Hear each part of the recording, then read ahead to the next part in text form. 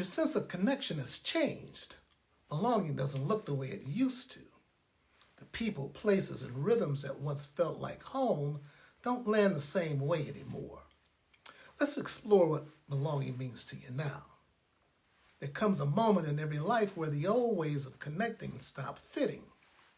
Not because anything dramatic happened, but because you changed.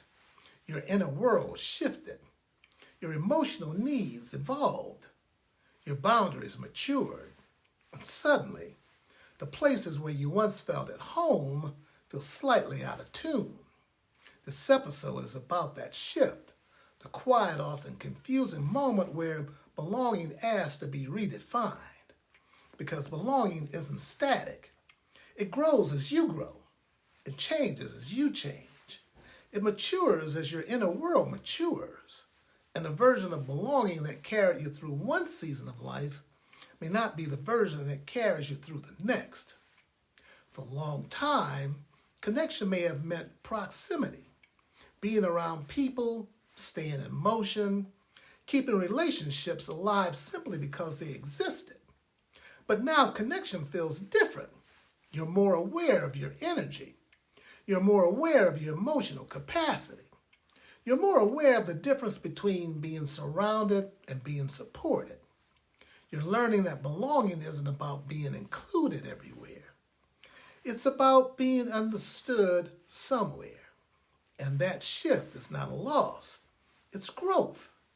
Part of what makes this season challenging is that your old relational patterns don't fit anymore, but your new ones aren't fully formed yet. You're in the in-between, the space where you're shedding what no longer feels true while slowly discovering what does. And this is why you may feel more sensitive to distance, more aware of emotional conflicts, more protective of your peace, more selective about who gets access to your inner world. You're not withdrawing, you're refining. You're learning that connection isn't measured by frequency. It's measured by resonance. You're learning that belonging isn't about fitting in, it's about feeling safe.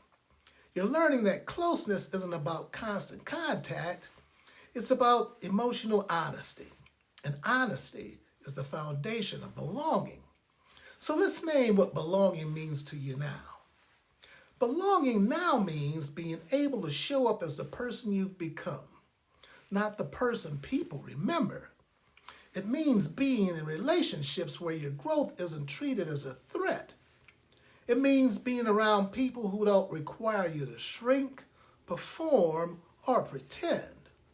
It means being understood without having to over-explain. It means being valued for your presence, not your usefulness. It means being able to tell the truth about your emotional season. And this is the new shape of belonging in your life.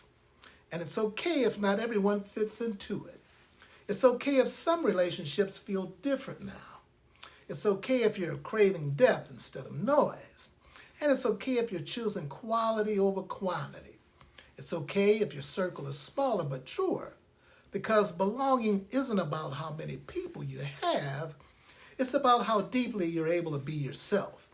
And here's the part most people never realize. Belonging evolves every time you do. When you heal, belonging shifts. When you grow, belonging shifts. When you outgrow old patterns, belonging shifts. And when you become more honest with yourself, belonging shifts too.